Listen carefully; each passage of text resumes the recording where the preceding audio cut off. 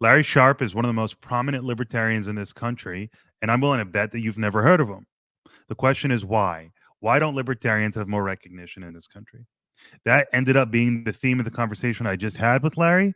I'm incredibly grateful for his time. I'm incredibly grateful for your time. Please go ahead and subscribe, comment, share, do all that stuff that helps this show grow.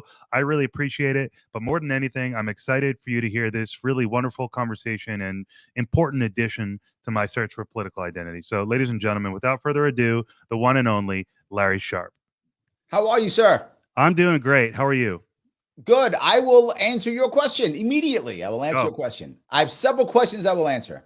Please. The reason why you haven't heard about how cool us libertarians are is because we can be jerks sometimes and we can push people away. So that was one reason why we can be jerks, because we think we're always right, and we usually are. And we come across as jerks and we do push people off sometimes. That's true. Famous libertarian. Well, it depends. There are different realms of fame. When it comes to mainstream politics, meaning being like K Street, the most famous one is probably Justin Amash. Justin Amash was a libertarian congressman. He is still known in Congress now. He can actually go to the floor and talk if he wants to. So I think when it comes to actual mainstream getting the sausage made, it's probably Justin Amash. When it comes to someone who is not really part of the party, but is a libertarian, probably Dave Smith. I think he's probably the most popular libertarian, but he's not really part of the party. He's kind of part of the movement, if that makes sense. He's not really a party guy. So I think he's probably the most popular when it comes to that. When it comes to who's run before, it's probably between me and Spike Cohen. I'm much more involved in the party than Spike Cohen. Spike Cohen is much more concerned with his, by the way, amazing nonprofit called You Are the Power. He is killing it with that and making real impact. So he's kind of shifted away from the party into the movement itself.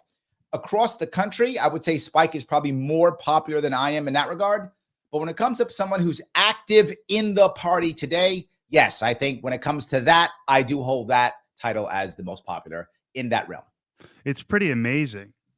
So it's interesting that you say the behavior of some libertarians is perhaps the primary reason why more people don't come in, rather than all these duopoly policies that the libertarians I now know are trying to fight against. So I'm sure you would also say that there's a bunch of policies that restrict you guys from getting more well known. But it was really interesting how you commented on this. I'm not sure if it is that. I would go, even with their policy, I would go back to it's how we say it. And what I would say is, like, I do something often when I go into libertarian rooms. I will ask this question. I would say, who here is against universal health care? And all the hands go up. And I said, wow. So if I had a plan that allowed for the market plus charity and private companies to take care and service everybody, you'd be against that? They go, well, no. Well, then why'd you say you're against universal health care? I said, what you're against is a government-funded monopoly system. That you're against. Well, yeah, I didn't say that, though, did I? Yeah. And people go, huh? And that's my point. We jump on board and basically say we want to kill grandma when we don't want to kill grandma. What we actually want is a community solution that is going to be better than a government solution. That's what libertarians actually want, but they almost never say that. I do. That's why I'm popular, because I say it that way. Interesting. So, yes, so many people would say, you guys want to deconstruct. All you want to do is deconstruct and tear down. Maybe it's not enough articulation of what the private markets would do. But there's a lot of skepticism. People on the left would have real skepticism about these solutions. But then I bring up the idea of, I'll say things like this. I don't start by going, government schools suck. I don't say that. What I say is, are you happy with your school system? Everyone goes, no. Wouldn't it be better if we had some more choices, maybe? Yeah, it'd be much better. I agree. Yeah. Now I start talking. I don't lead with my libertarianism. I lead with the solution. Let's make things better. And people realize, I do this joke a little bit too sometimes. I have a lot of those tricks I use when I'm talking to people, right? One of them I'll say is, do you think that like possession is really a crime? And people think possession, like you got a plant in your pocket, right? You got some weed in your, is that really a crime? Most people, even on the left, go, no. Some people on the right would say yes. But most people on the left will go, that's not a crime. What, because you got weed in your pocket? That's not a crime. I said, yeah, you didn't steal it. You bought it legal. You didn't, might have been legal, but you bought it. It wasn't legal when you bought, but you bought it. You gave a guy money. It was voluntary. The guy wasn't upset. He was happy with the price. So were you. You got your weed. That's not really a crime, right? So possession is not really a crime, right? But you're right. It's not really a crime. It's dumb. There shouldn't be any laws against possession. Yeah, that's right. It's like I'm saying, possession of a gun, that's not a crime, is it? You go, what? So what? Possession is not a crime. It's what you do with it, right? They start thinking. Having a gun should not be a crime, just like having weed should not be a crime. Using a gun may be a crime. Absolutely. Could be. Right. What are you doing with it? Right? The action is the crime. So it shows that the idea of victimless crimes is broader. These types of conversations are important to people to get them thinking about it. Because the other thing we have, what also hurts us is most libertarians, when they're talking, are trying to win an argument. I'm not. I don't care if I win the argument. I don't care if I lose the argument. I don't care. And people get mad. Why didn't you trash that guy? Why didn't you own that guy? Because then he hates me and will never hear me again. That's why. I don't want to own some guy. I want to have a conversation with him. So this is your sales background coming in. 100%. Yes. If we keep having arguments, we keep having winners and losers. I don't want that. I want conversations. I want converts. I'm the recruiter, right? I bring people into the party. You come into the party, hopefully because of me. You come into the party, and then you either like it or you hate it. And a year later, you're either harder core than I am, or you leave, right? I was brought into the party by Gary Johnson. Gary Johnson's not a hardcore libertarian.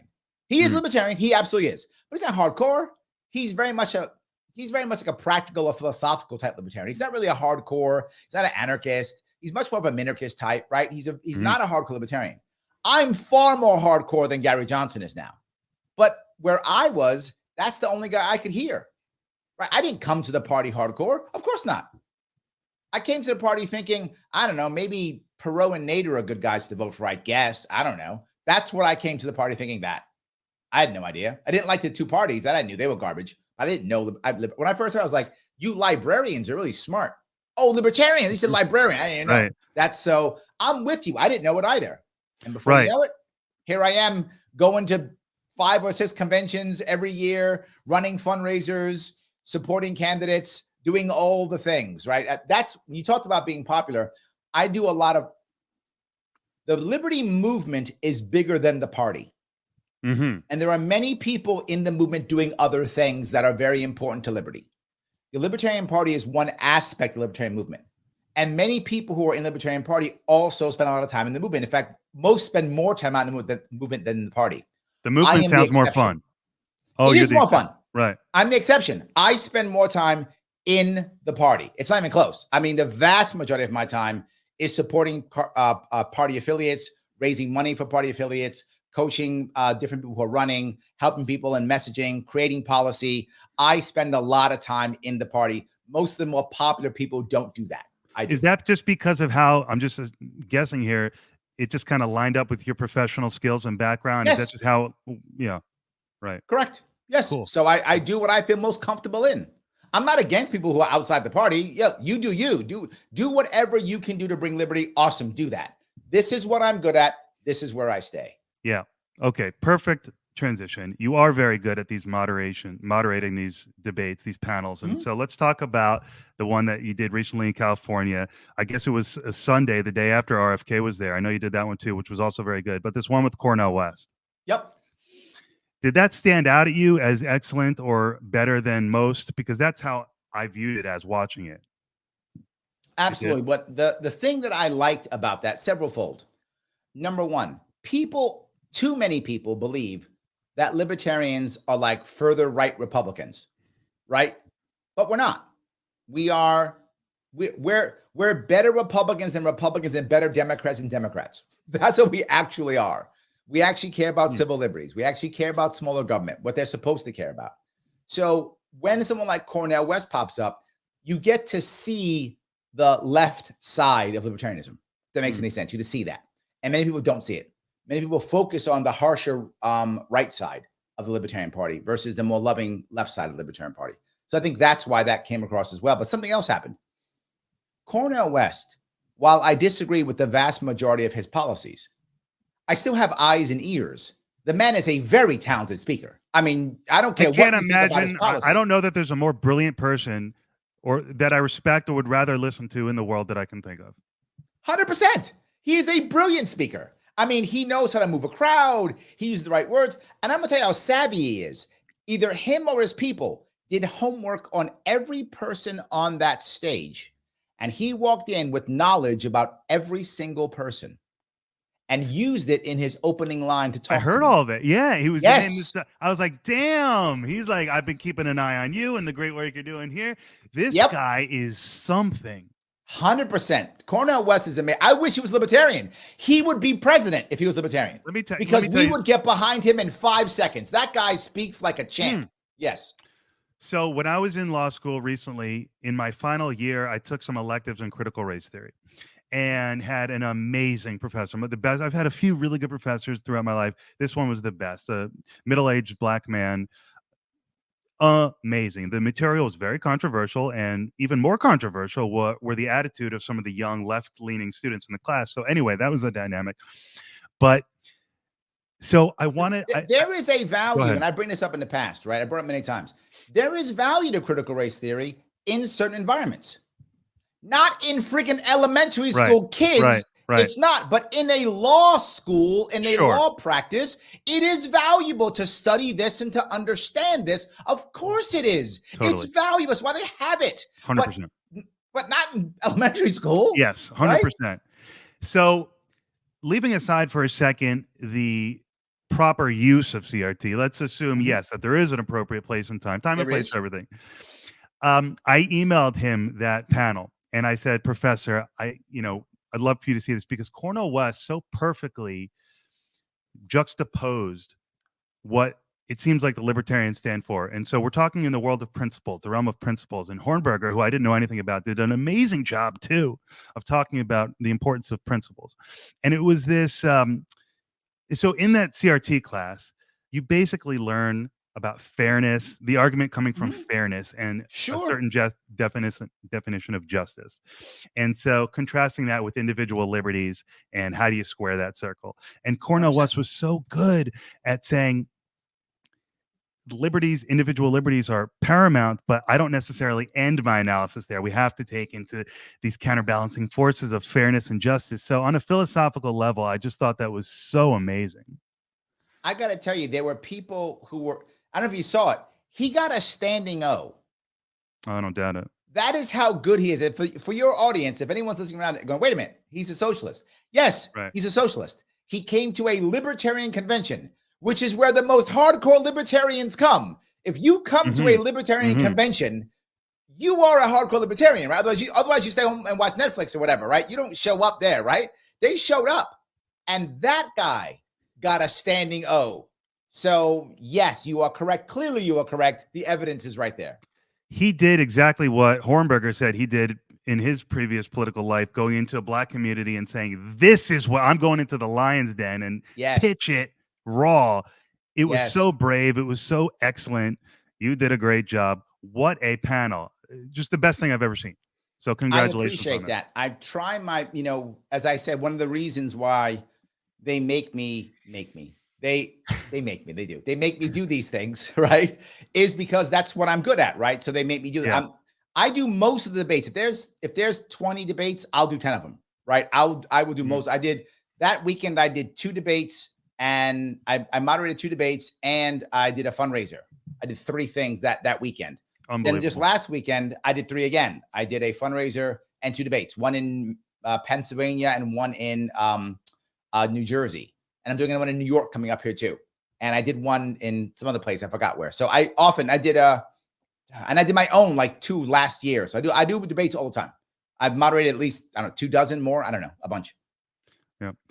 Let me shift gears here quickly to motivations. What drives you? And it wasn't long before we just hopped on the mic here and started talking that I discover a video that you did in 2022 about your story. Very emotional. You know what I'm talking about? You know which video I'm probably talking about? 9-minute video. You talked about. Oh, that was from 2016. Oh, was it? Oh, must have been. Yeah. Oh, I've reposted it multiple times. People ask. Yeah. Okay. Gotcha. But yeah, I actually originally did it in 2016 when I was running for the vice presidential slot. I wanted to be Gary Johnson's VP. So I ran for his slot, and the people didn't know me. I was relatively new to the party in 2016. I started becoming involved in 2012, Gary Johnson's campaign in 2012, and I started getting really more involved. I was supporting our gubernatorial candidate. I was his driver and his debate coach, and I was writing checks in 2014 for our gubernatorial candidate here. I threw him several $1,000s. I helped him out. I paid for his guys, paid for his hotels. I did a lot of stuff for him because I wanted to support the candidate. I wanted us to win in 2014. We didn't, obviously, but that was my goal. So 2016 is when I first got involved with the national level. And most people had never heard of me before. So I thought, if I'm going to do this, I got to open up everything. I got to put everything on the line. So I did a full 9-minute video on that, showing everything. I played that video at the convention. Great. No, it was a beautiful piece of media. And just for the listeners, you know, it really did explain, because one of my questions, of course, is going to be what got you so politically active, interested in stuff, and then, of course, why libertarianism? But you answered it in that video, and it comes down to your mother falling into some hard times, you know, becoming a felon through drug use, and then realizing that the system was not going to be fair to her from that point on. So just a really emotional story, and always want to know what motivates people, because you work so hard, and you have such zest and energy, and, you know, not to be Howard Stern, like pretend like I'm Howard Stern, to go deep, but to get behind the motivations, it's very interesting. And there's that's got us. Does that still play a large part in your motivations today, or has it become more professional? No, both, right? I think some of the shine has come off because the party's broken, right? That's true. The party's broken. I've said it publicly more than once. The Libertarian Party is a dumpster fire on wheels. Okay, why is it broken? But without it, we're walking. So I stay on it and keep trying to put the fire out. And it's broken because we keep losing, and there's no money, right? There's no money, and we keep losing. That's why. It's very hard. I remember this is a very obscure reference, but somebody may know this. There was a late 70s, early 80s movie, maybe early 80s, called Cross of Iron. This movie was, believe it or not, it was an American-made movie about Germans fighting Russians during World War II. James Colburn was in it. It's a very weird, reference I bring up. If someone watches that movie, they're like, "Oh my God, I can't believe you know that movie." It's a very odd movie, but that's the name of the movie, called Cross of Iron. The part that I never forget is in the end. It's at the end of the war where the Germans keep losing because the Russians are winning every battle. The Russians are crushing and pushing the Germans back towards Berlin. The war's over for the Germans. They're losing. So this guy's saying, the German officer's saying, "Why can't we attack? Why can't we attack? Blah, blah, blah." And the guy says, "I can't keep my morale up with defeat after defeat after defeat. My troops don't want to fight. We keep losing." This is the Libertarian Party. We keep losing. So because we keep losing, our morale is broken. Because we keep losing, people don't want to raise money. Because we keep losing, we can't keep talent. Because we keep losing, we can't keep infrastructure. That's the reason why. We need more people who will actually run, lose, get back up, run again, run one more time, help others. I want to be that example. That's why I do it. I point my finger. I would say all the time, if I'm going to point my finger at you, I got to point my finger at me first. And I really like pointing my finger at you. So if I really like it, and I do, I want to point my finger at everybody. I absolutely do. I love that. I love going, "You should, you should." I love doing that. And if I'm going to do that, I got to point at me first before I can point it at you. So I get up, I get my ass kicked, and I keep coming back. And I support people, and I write checks, and I go raise money, and I'm still involved in the party. So now you tell me, "But Larry, I got a family." Me too. Larry, I got my ass kicked. Me too. Larry, I got bills to pay. Me too. And I'm still here. This is the new Me Too movement. Yes. This is the Me Too movement. Me too. Larry, I got other stuff to do. Me too.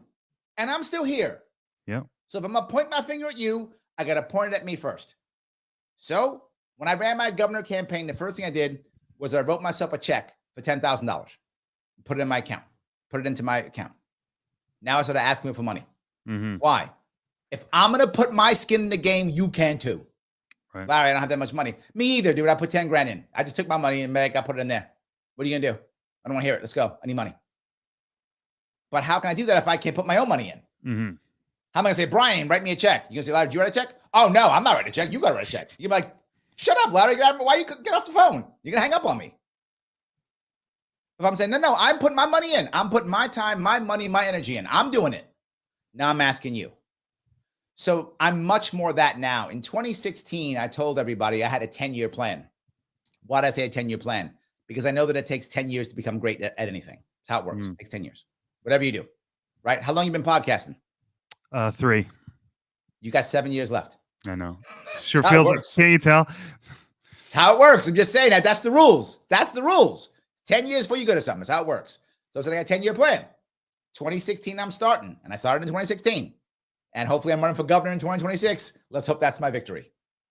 Let's hope that's my 10 years. Let's hope that's my victory. So I took this seriously. It's a 10-year plan to fix the party. If I can't motivate the party, and the thing I've been trying to achieve, which I think has been happening, not as well as I want elder statesmen in the party. We haven't had that. It's always new people. In fact, from 2016, the people who ran for office in 2016, they are all gone but me. All gone but me. None of them in the party except me. That's how bad it is. From 2020, we still have some people left, but hardly any. My hero is Spike Cohen. He has actually run, lost, and not given up. He still comes to events. He still tries to help raise money. He has not abandoned us, and I'm so happy he hasn't. So happy. He is another elder statesman.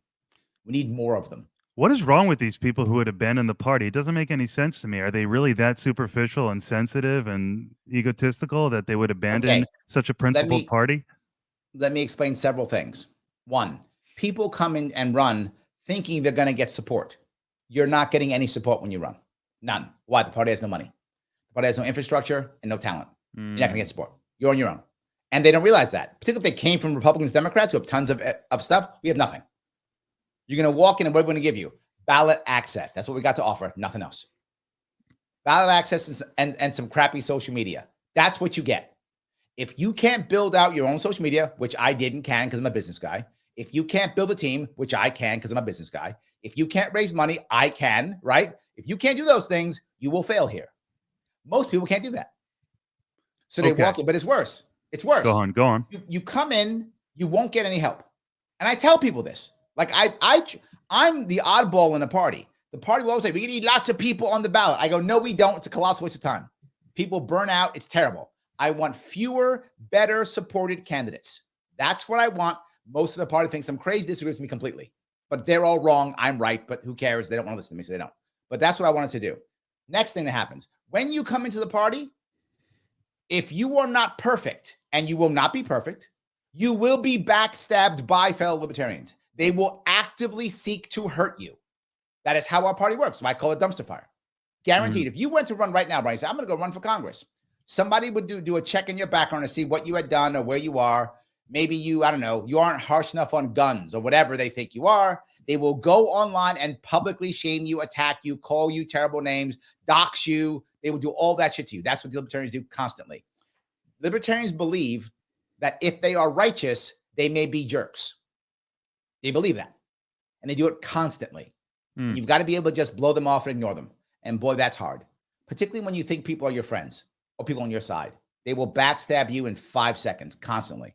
The good thing is once you're backstabbed, you'll figure out which people are good and which people aren't. You keep your team together. And I've kept my team together for years, which is great. So I know who is my inner circle, who I can trust. And the vast amount of people, I cannot. They will backstab you in a heartbeat. They will just take advantage of you. They will try to get clout points off you if they can. Like tomorrow, oh, I yelled at Larry Sharpe, so I'm a cool guy. They'll do that kind of shit all the time. They'll try to somehow attack me in some way. And not just me. Anybody who runs, they will do that. And you won't believe it. You'll be hurt. You will be personally hurt by this. I mean, imagine, Brian, you become libertarian. You decide to run for Congress.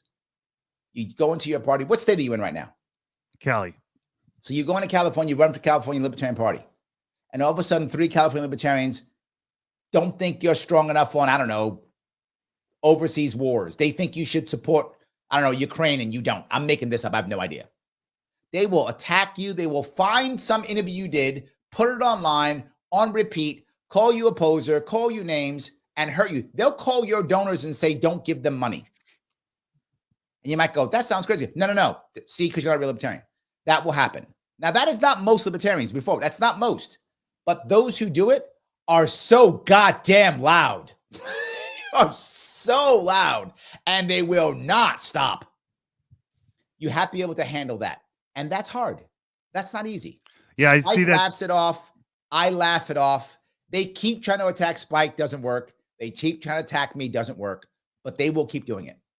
Yeah, I noticed you asked that question to several of the people on your panels recently, how they deal with that kind of dynamic. So we are talking about a really interesting dynamic here, where this Yep. party, obviously, you think it has the best principles. The 100%. principles are so clear and so They attractive, are. I'm a but libertarian. I'm not leaving the party. I'm still here but the with worst everything I infrastructure. said. I'm still here. Yeah, the best principles, but the worst infrastructure. You're just being honest and calling it out. And Yes. so we're talking about that dynamic, and that dynamic, I think, is playing out right now in the presidential race. And this is where we can get into talking about the field a little bit. As far as I can tell, and I'm very new, I just started paying attention to this, but it seems like each candidate obviously has their personality and their flavor. And if we're going to say for a second, the Hornberger perspective was, let's be super principled, let's keep 100%. our purity, at least rhetorically, and that's the way to grow our movement and grow our message. And the another view might be the Lars Mapstead view, which is, no, let's not focus on ideological purity, let's focus on wins, like you were saying, getting a win, fixing the infrastructure. I guess that's a business guy who, like you were saying, can He's do a some of business this. guy like me, and I agree with his plan. I Yeah, spoke with that plan back in 2016. I agree with it. I think no, Lars is right. yeah, I see that synergy. And so that's interesting. Is that the biggest divide then? You know, if we're not going to go down policy by policy, Yes. the philosophical debate. And now I get what Hornberger's saying. First of all, he was really impressive. He really impressed me. He's brilliant. I didn't know anything about him. I never heard him speak. So I was like, Brilliant. whoa, okay, Mr. Hornberger. And it's a strong argument. So this is really, now I'm inside baseball in the party. This is the competing argument, the Larry Sharpe, Lars Mapstead, if you will. I want to make sure it's not really a competing argument. It's a spectrum, right? It's a spectrum of practicality versus principle. Mhm. And almost everybody falls somewhere on that spectrum. And the issue that we have worse or better, depending on how you look at it, than other parties is, excuse me, is that the Libertarian Party was built as an activist party. Democrats weren't built that way, neither were Republicans. They were built as machines to get elected. Mhm. We were built as an activist party, assuming we would never win. Assuming that we would just be activists, that every candidate is an activist. You're not built for this. We're not built for this. We're built to be activists. Mhm. And because of that, many people think that being a candidate is being an activist. And I disagree completely. I think it is one of the problems of the party. Not that we don't have enough activists. We need more activists to be forward. We don't have enough. We need more. But there's a difference. An activist's job, in my view, and again, I'm telling you my view. People disagree. This is my view. An activist's job is to bring attention to a problem, right? You don't get it. It's the Fed. You don't understand the Fed matters. The average person has no idea what the Fed is, no idea how it works. Activists are the ones who get people to understand what the hell end the Fed means, to understand what fiat currency is, to understand what the military-industrial complex is, to understand how the foreign wars are just money grabs, right? This is something that activists do and do well. We don't have enough of them. We need more of them. We don't have enough. But that's not what a candidate should do, and people disagree with me on that. They think, no, candidates are great. No, a candidate's job is to provide a solution for that. Mm-hmm. That's what I do. I build policy, policy, policy. Activists go, there's a problem, there's a problem. If activists don't do their job, my policies have no value. That's why I need activists to do their job and to get people to go, oh, he's right, this is a problem. Hey, I'm a candidate here. I have a solution that is a community or private solution, not a government solution. I have a solution that allows for competition, not monopoly. I have a solution that actually has people who care, not a system that crushes. That's what I see candidates doing. Again, people disagree with me, but that's my view. So we need both of those two separately, and we have not been good at separating them. And one of the reasons is we don't have enough bodies. So what winds up happening? I become a candidate, and I am also an activist, and I'm also a donor, and I'm also a volunteer. I have to have all. You're trying to delineate these roles, and you have to play all of them. It's just like Nutty Professor. It's very hard, right? So the more bodies we get, the more people can fall into what they're good at, right?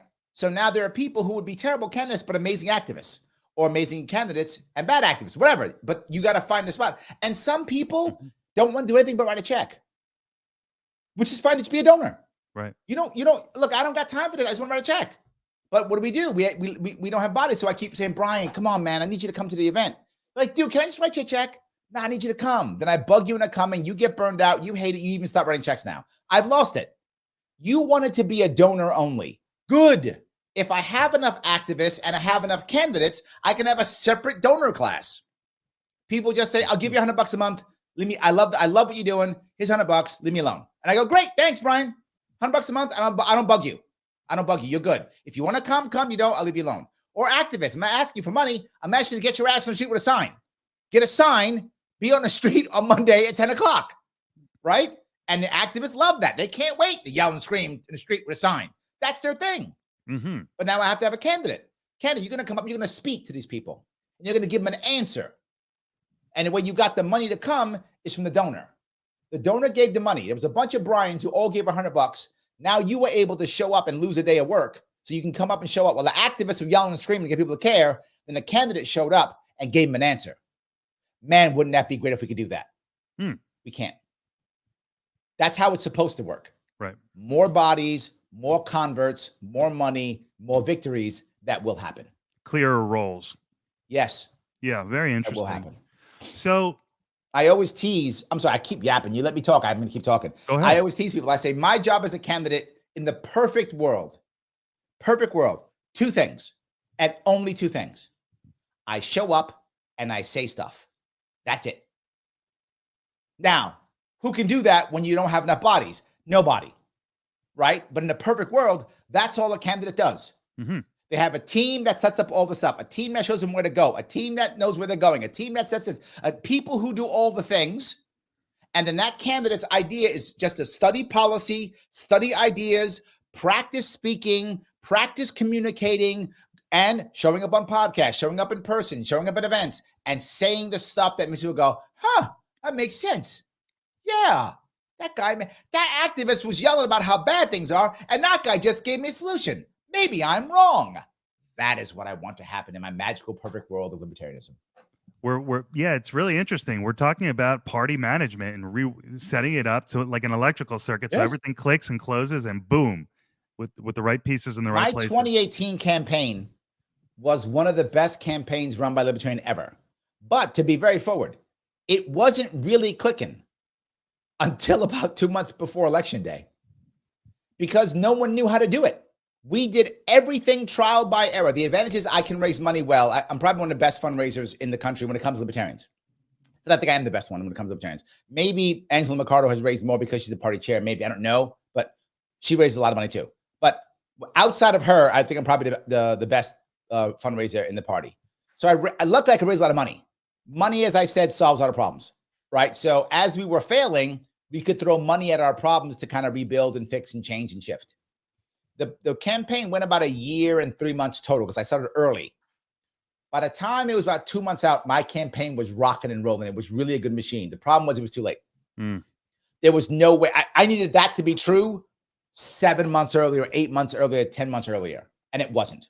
But if I ran it again, I would have been able to do so. And they knew it, which is why they sued me off the ballot. All the money I raised in my last election went to ballot access, and I still got sued off the ballot and lost. If I had been able to take that same team again in 2022, I could have made some serious damage because I'd learned so much in 2018 by trial and error. I knew how to run, and I could have a chance to do it. Hopefully 2026, I'll be able to. I think you're going to win in 2026. I have a feeling, honestly. I hope you're right. I feel like you are on the cutting edge of solving these problems, and with your third crack at it, I think it makes sense that you'd get there, and I hope that you do. Is this field of presidential candidates in the Libertarian Party, how does it line up with past fields? How does it line up? Is it strong? It's kind of the same as 2020 in that regard. They're good libertarian candidates, but none of them are heavy hitters. None of them are, very popular. Like in 2020, similar in 2020. 2016 was very special because we had Gary Johnson and Bill Weld. 2012, we had Gary Johnson too, which he was very popular. So we didn't have one in 2020. We don't really have a popular person here now. There was a rumor years ago that Dave Smith was going to run. Very popular if he was going to run. Some people thought Spike Cole might run. Very popular. He's not. Probably the most popular person who's running probably is Chase Oliver. Probably the most popular because he ran, for those who listen don't know, he ran in Georgia, and he was the one who caused the runoff between Warnock and Warner. So that's why he's popular. He's the most popular. He's raising decent money. The guy with the most cash is Lars Mapstead. He is a wealthy guy, tech guy out of California. He's put $500,000 into his campaign already, and he'll put more. So he's got the most cash, the most resources, and the most policy. So I think those are probably the two heavy hitters in that regard. Popular internally, probably Josh Smith has been around long. He's been doing a lot of stuff, so people know who he is, but he doesn't raise money. He probably hasn't raised much money yet. But I think he's probably popular. People know who he is. Hornberger ran before, so people know Hornberger. I think most people think he's the most principled of the group running, probably. Experience-wise, I think also Michael Termott is very experienced. He's run before. I think, was it Congress? I think it was Congress. He's run before in Florida, so he's run before. He has some experience. But again, he's a decent people. Rechtenwald is popular because he's backed by the Mises Caucus, but he hasn't really, he hasn't raised a lot of money so far. But he's raised some. He hasn't raised a lot of money. So again, all the people are good. None of them are bad. I mean, they're all good. They're all libertarians. But I'm being forward. They aren't like, it's not like if Justin Amash decided to run. Right. Or I don't know, Ron Paul comes out of retirement and decides to be Libertarian Jesus and run or something. I don't know how that works, but whatever. Right. So, I mean, it's not like that's happening. So look, I'm not unhappy about the candidates. We have some good candidates and they'll do fine. They're good, solid libertarians. They'll do fine. But we don't have a heavy hitter that's showing up and saving the day that we don't have. Supposedly, Gary Johnson was going to save the day in 2016. Now, don't get me wrong. I love Gary Johnson. I think he's a great guy. I would support him again. I think he's a great guy. I love Gary Johnson. But he wasn't the savior that we had hoped for. But he did get the best we ever got. I mean, I got to give him, he got 4.5 million votes. I mean, that's the best we've ever gotten. 3% of the vote. So, and sadly, most people who only consume mainstream media only know Gary Johnson in the Libertarian, and they only know him, of course, because of the famous Aleppo thing, which I've thought about is funny because isn't that actually, whether or not he happened to not know what was going on at the time, or if it was tongue in cheek, either way, it's almost the right answer for a libertarian, right? Like, I don't really recall the context of the horror that was happening in Syria. You can't bomb Aleppo if you don't know where it is, damn it. Right. It was I'm good. Almost like we don't belong there. Why would I know what Aleppo? What is Aleppo? Who gives a crap about Aleppo? How about where is East Palestine? Right. How about where's Chicago? How about where's Detroit? How about that? I want to know where that is. Yeah. That's what I care about. How about that? Where's Flint, Michigan? How about that? Yeah. So speaking of not necessarily, and we are absolutely not intending any offense at all, obviously, to the candidates, but if we're saying that there isn't an obvious heavy hitter, then we got to talk about RFK, who obviously is not a libertarian. And so in recent months doing this podcast, I've started to figure out, okay, an independent is kind of like someone who wants to be independent of what? Moneyed interest, corporate interest. Okay, that's an interesting definition. I got that. But it's not the same as a libertarian. A libertarian is theoretically someone who has their principles and sticks to them. A lot of synergy, but not the same. So based on what you've told me about your vision for the party, am I correct to say that you would not have a huge problem taking someone like RFK on if it meant kind of launching the party into a new chapter? No, to be very forward, I don't think that's true. No, I am very happy that Bobby Kennedy is running. I am very happy. And the reason why I am super happy that he's running is we are talking more about ballot access now than we've ever talked about. Bobby Kennedy's run has put more of a spotlight on ballot access than every single libertarian candidate that has ever run in 50 years combined. I'm not even joking. Right. If you took every libertarian candidate, myself included, Spike Cohen, every candidate who's run, and added them all up, we have not got enough to talk about ballot access since Bobby Kennedy's run. So I am very happy that he's running. Very happy. In fact, I consult with the PAC to help for them to actually get ballot access and talk about ballot access. That is how much I care about ballot access. It is the number one thing that destroys this party is ballot access. But that doesn't mean I want to be a libertarian. If there's anybody out there who says Bobby Kennedy shouldn't be on the ballot and you're a libertarian, you're a hypocrite. Ballot access is important for everybody, to include libertarians and to include Bobby Kennedy, all of them. And we have never gotten more of a push. The next time one of us sues a state for ballot access, which is going to happen probably this year, if not next year for sure, the lawsuits that come against Bobby Kennedy this year are going to help us to win. And too many libertarians don't get that. They think Bobby's not a libertarian, so to hell with him. That's because you're short-sighted and you don't understand that the fact that he is running as an independent is nothing but good for us libertarians. Nothing but good. Because I wish people cared about my run. The Supreme Court didn't see my case. They blew me off. They didn't care about some stupid guy named Larry Sharpe in New York. But what if Bobby Kennedy tries to get ballot access in state X and he can't get it? Will he go to the Supreme Court? Yes, he will. Why? Because he's Bobby Kennedy. You might go, Larry, that's not fair. What are you, stupid? Do you not know how the world works? He's Bobby Kennedy.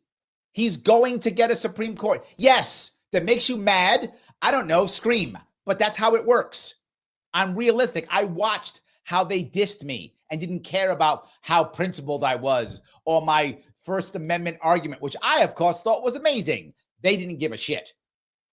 But they'll care about Bobby Kennedy. And when Bobby Kennedy goes to the Supreme Court and gets a good ruling, that is going to help every single libertarian in 2025, 2026, 27, 28, all the way through. This is the greatest thing. But no, I'm not saying he's a libertarian. But I'm saying I'm so happy he's running as independent. I support him on the ballot like there's no tomorrow. I want him on the ballot. I want the lawsuits to come, and I want us to win them. Yeah, that's interesting. There's a lot of synergy there, and you're saying it's extremely helpful. Good. Let's close with the most recent news, which was yesterday's State of the Union. I saw you tweeting about it. What are your thoughts? I thought it was, look, every president used the State of the Union to say how cool they are. They all do.